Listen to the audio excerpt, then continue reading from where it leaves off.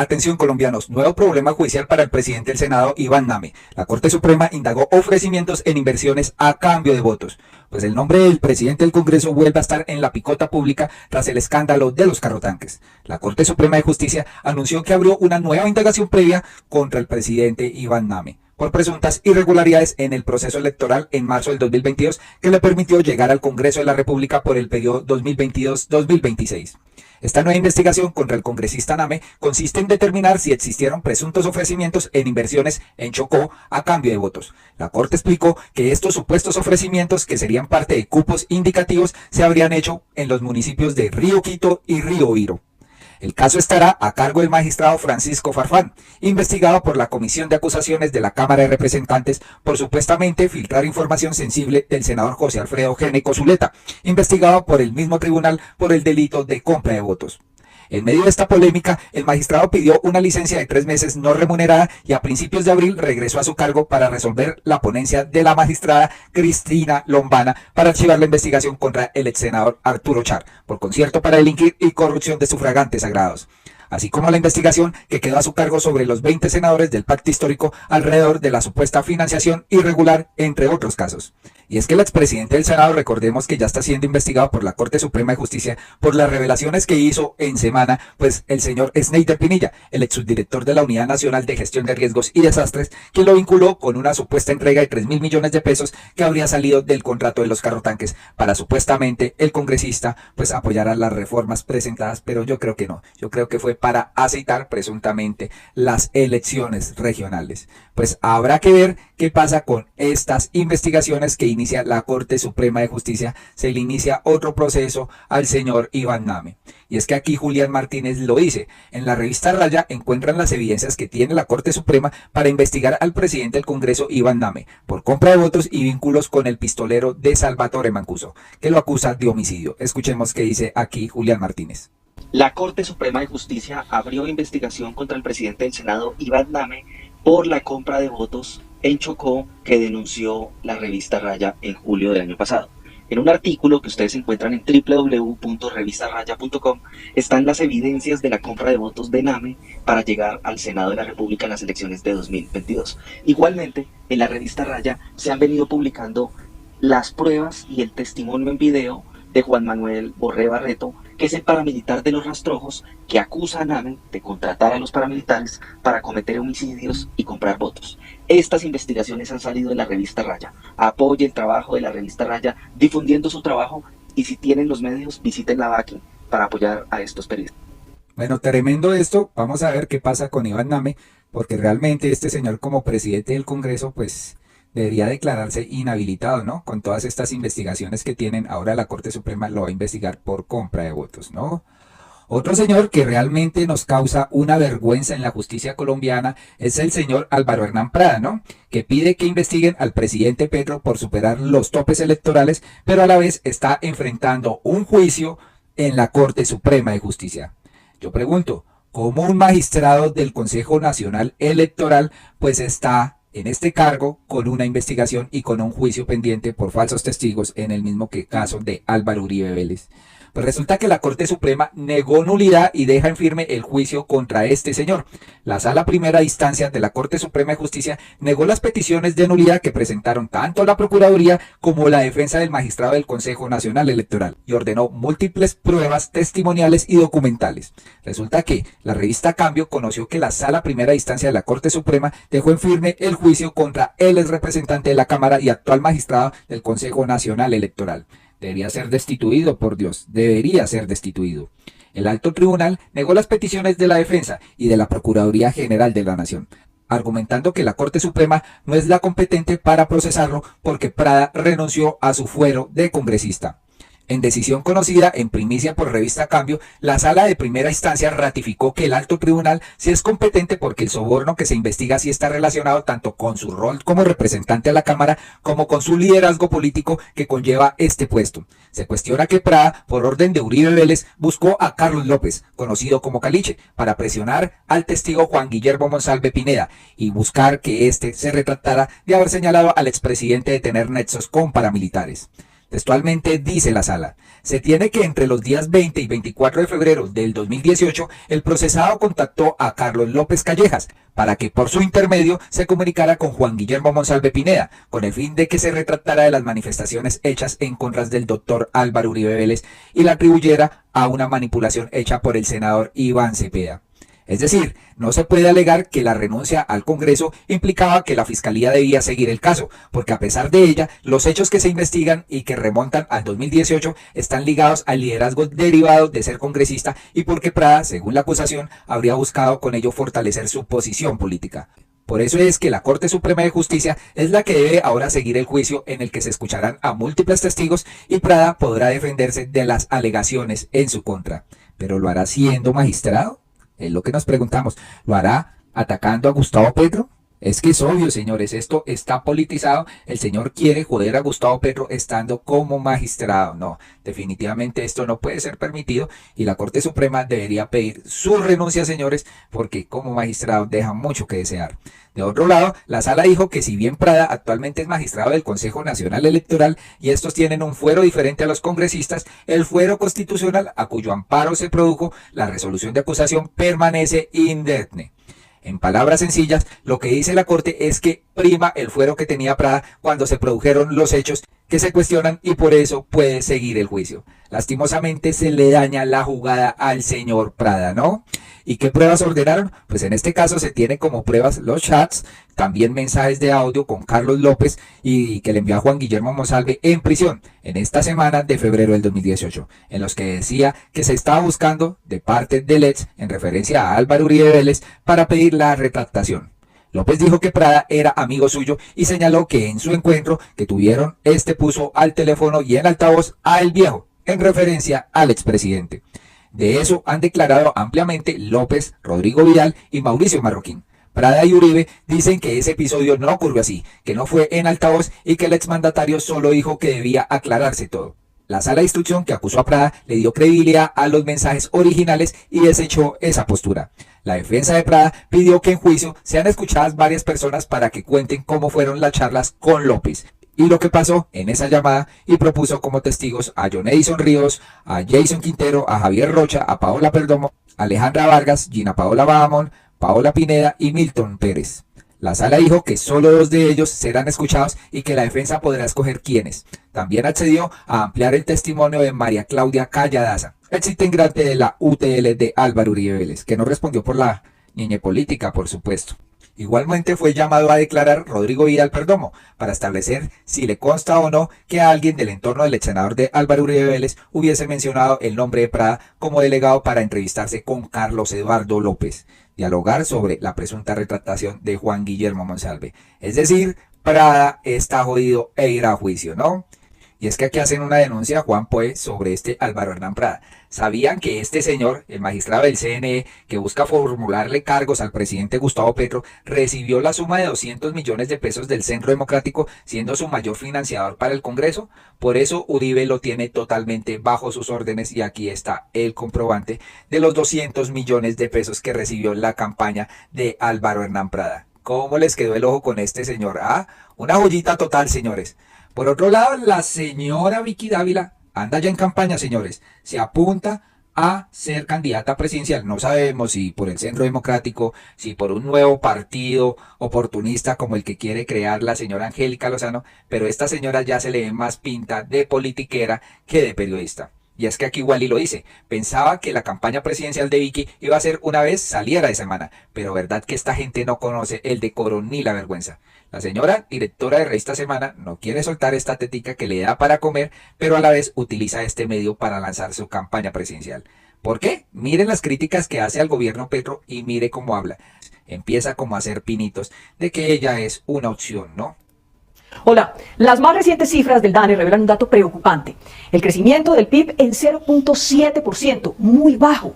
Lo cierto es que corresponde al desbordado gasto público. De lo contrario, habría sido nulo. Y aquí una muy mala noticia. Sectores como el comercio, la industria de la manufactura y gran parte del aparato productivo privado definitivamente están en caída libre. Y oigan bien, los socialistas y adalides de la moral asfixian a las empresas y a los trabajadores a punta de impuestos, porque creen que el gobierno tiene que manejar el dinero de los que trabajan y de los que producen. ¿Cómo se equivocan? Esto nos ha llevado a una crisis económica y de corrupción que es más que una plaga. Aquí, algunos políticos con amigos ricos, contratistas, sin moral, sin ética y llenos de ambición, lo único que han hecho es robarles a los colombianos. Necesitamos que la gente pueda volver a confiar, que los colombianos puedan volver a soñar. Por ejemplo, en medio de la realidad de la pobreza en el país, es el momento de simplificar el sistema tributario. Definitivamente, hay que incentivar la inversión, el emprendimiento y el buen empleo.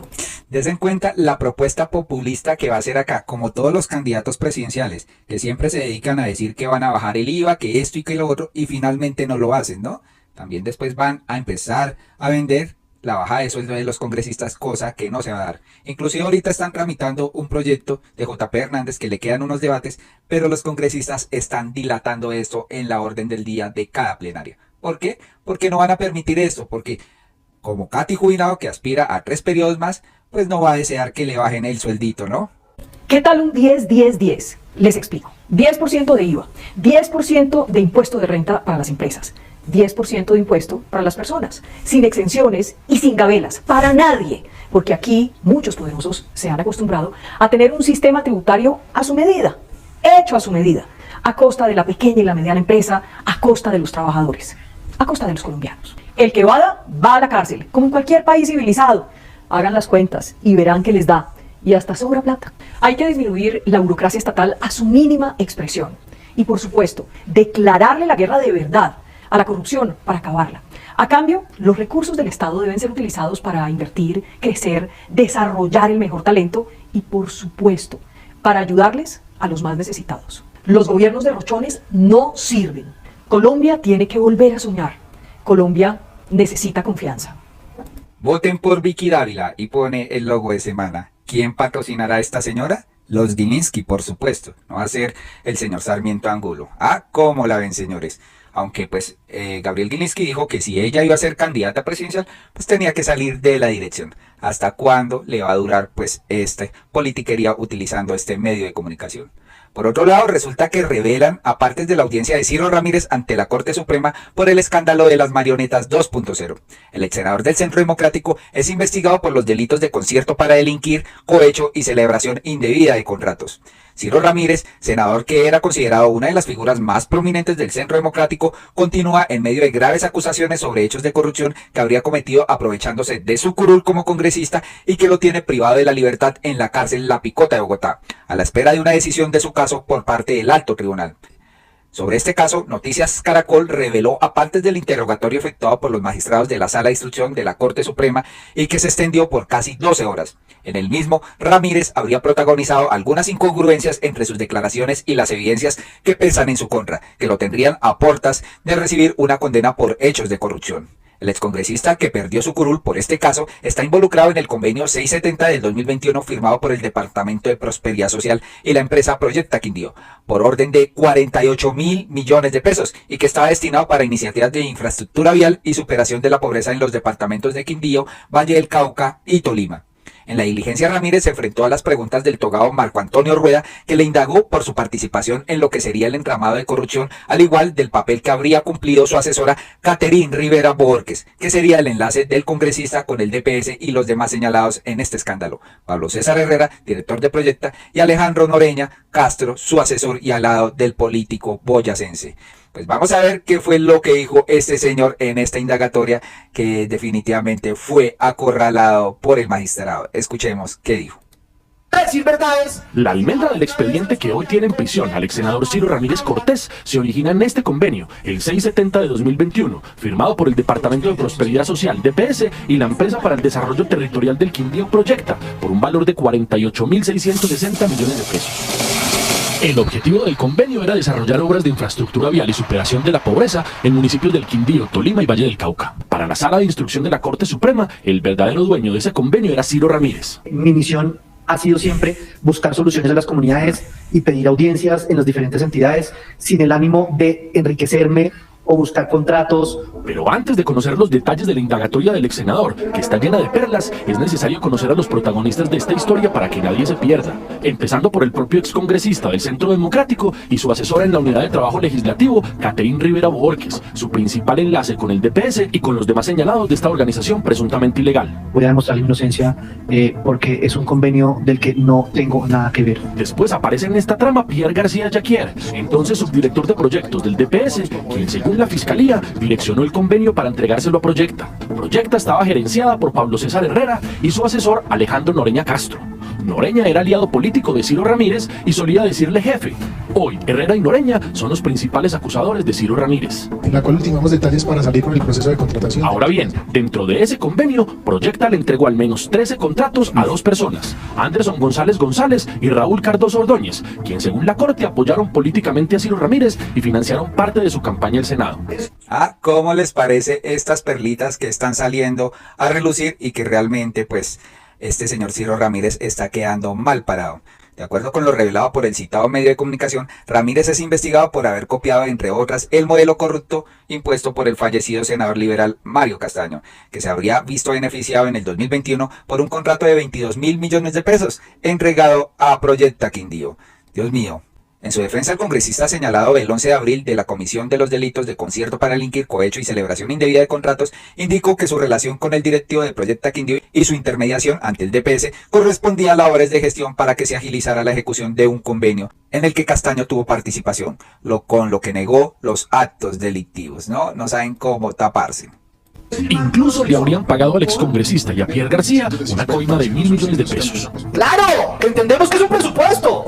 De acuerdo con las evidencias, Ciro Ramírez copió el modelo de corrupción del senador Mario Castaño Pérez, condenado por el llamado caso de las marionetas. Senador del Partido Liberal. Castaño, fallecido en noviembre pasado en prisión, también obtuvo en 2021 un convenio del DPS por más de 22.000 millones de pesos que fue firmado con Proyecta. Es decir, el mismo modus operandi que en el caso de Ciro Ramírez. Jamás he tenido la mínima investigación por un contrato, un convenio o absolutamente nada. Nunca. En su indagatoria ante el magistrado Marco Antonio Rueda, el excongresista Ciro Ramírez negó haber gestionado el convenio 670 y solo reconoció que le hizo un favor a Pablo Herrera y Alejandro Noreña, sacándoles una cita en el DPS para que se reunieran con sus directivas porque necesitaban destrabar, según ellos, el convenio que estaban ejecutando y que le pertenecía al senador Mario Castaño. Una explicación que para la Corte resultó inverosímil. Disculpe, senador, no entiendo. Si es que esa intermediación para destrabarlo ¿fue antes o después de la suscripción del convenio? Después. ¿Y para qué destrabar si ya estaba suscrito? Exacto. Porque cuando, por ejemplo, se firma un convenio entre el DPS... No, perdóneme, senador. No me responda con ejemplos. Estoy preguntando específicamente el convenio suscrito entre Proyecta y el DPS. ¿Por qué acudir a usted? Y no acudir a quien lo había gestionado, quien lo había tramitado, quien lo había obtenido, que era el senador de entonces, Mario Alberto Castaño Pérez. No lo entiendo. En los convenios que se firman con una entidad territorial y el DPS, siempre había 1000 problemas. Senador, perdón, muchas preguntas del magistrado no fueron contestadas de forma satisfactoria por el ex senador. Perdón, lo interrumpo, senador. Incluso, el jurista tuvo que llamarle la atención para que fuera preciso en su respuesta sobre un encuentro que tuvo con Pablo César Herrera en la sede de Proyecta en Armenia. No, el senador, la pregunta es concreta, desde luego que no lo ha negado. La pregunta es en el sentido que esa visita no fue casual como se lo ha presentado. Y añadió: yo voy a pedir que nos concretemos a ellos, si no, no vamos a terminar esta diligencia. El magistrado Rueda fue incisivo en sus preguntas sobre una reunión en el Departamento de Prosperidad Social ocurrida el 13 de octubre de 2021, es decir, un mes antes de la suscripción del convenio por más de 48.000 millones de pesos. A esa cita, gestionada por Ciro Ramírez, también asistieron el entonces subdirector del DPS, Pierre García, y los funcionarios de Proyecta, Pablo Herrera y Alejandro Noreña. Pero es que más caídos no pueden estar, señores. Aquí el gerente de Proyecta y el asesor de Proyecta acusan a Ciro Ramírez de gestionar esto, señores. Y pues el señor Pierre García está fugitivo de las autoridades colombianas, está desde Francia. El único capturado aquí es Ciro Ramírez, que niega todo, por supuesto, ¿no? El señor tratando de quedar bien, pero no. Muchas incongruencias, no respondió pues las preguntas del magistrado y realmente este señor tiene el agua hasta el cuello. El senador no fue concreto en su respuesta. Senador, lo entiendo perfectamente, pero es que no me responde la pregunta. No, ya voy para allá. ¿Para qué un senador de la República va a que reciban a alguien? Una entidad de orden nacional, no lo entienda. Ya. Es la pregunta. Ya. Deme el motivo por el cual acude un senador de la República a una entrevista que solamente tenía interés el señor Pablo César Herrera. Pablo llevaba viendo al DPS un sinnúmero de veces antes, pero resulta que ningún directivo lo estaba atendiendo. Yo asumo que me utilizan para Lo llegar a utilizan. algún directivo para que lo escuchen a él. ¿Era necesario que acudiera usted para que el señor Pierre nos recibiera? A veces es necesario, honorable magistrado, que uno esté para que atiendan a veces a las personas. Familias en Acción. A propósito de Pierre García, contra quien la fiscalía ya radicó escrito de acusación, Ciro Ramírez reveló un detalle que no parece menor a la luz de lo que se sabe hoy. ¿Dónde se conocieron? Conoció con Pierre hace muchos años en la cárcel La Picota, a donde ambos iban a visitar a sus padres, los entonces congresistas Ciro Ramírez Pinzón y Carlos García Orjuela, quienes estaban detenidos por la parapolítica. Sabía quién era desde antes, honorable magistrado, porque su padre y mi padre fueron congresistas y tuvieron un problema jurídico. Yo lo recuerdo a él verlo. Tuvieron un problema jurídico, nada más ni nada menos que la parapolítica. Es decir, el señor Ciro Ramírez hijo y el señor Pierre García hijo se conocieron en la cárcel visitando a sus papás corruptos. Hágame el favor. Y ahora resultaron estos untados de corrupción. Qué coincidencias, ¿no? Verlo visitando al papá cuando yo visitaba a mi padre. ¿Cuántas veces se reunió usted con Pablo César? Poco después, la diligencia tuvo un momento tenso. Ocurrió cuando el ex senador Ramírez dijo que no tenía nada que ver con el convenio que le achacaban y que así lo había declarado uno de los testigos en su contra, Pablo Herrera. El magistrado Rueda lo interpeló con vehemencia. Pablo dice todo lo contrario. La declaración del día de la Corte indica que el señor Pierre García en su momento les dijo que los contratos producto del convenio interadministrativo 670 de 2021 eran suyos y que le iba a dar instrucciones acerca de las personas a quienes usted tenía interés que se direccionaran los contratos. Eso Qué vale tan berraco el de Ciro Ramírez, que trata de negar todo, pero ya está más hundido que quién sabe que este señor le espera una condena, ojalá ejemplar, larga, por corrupción. no es lo que usted está manifestando ante la Corte. Pero, honorable Pero bueno, ya dio su versión al respecto, pero sí quiero ponerle de presente que lo que dice la prueba, lo que le estoy interrogando es con base en lo que manifiesta el señor Pablo César. Yo no estoy falseando la prueba porque si no el señor defensor sería el primero habilitado para ni más faltaba, objetar la honorable pregunta. magistrado, ni más faltaba. A Ciro Ramírez se le mostraron decenas de chats entre él y varios protagonistas del caso, en donde se hablaba de reuniones urgentes en los días previos y posteriores a la suscripción del convenio, en donde además se daban detalles del negocio y hasta los ingresos al DPS de su mano derecha, Catherine Rivera. Definitivamente aquí el señor Ciro Ramírez está con el agua hasta el cuello, no sabe qué hacer, definitivamente está hundido, señores.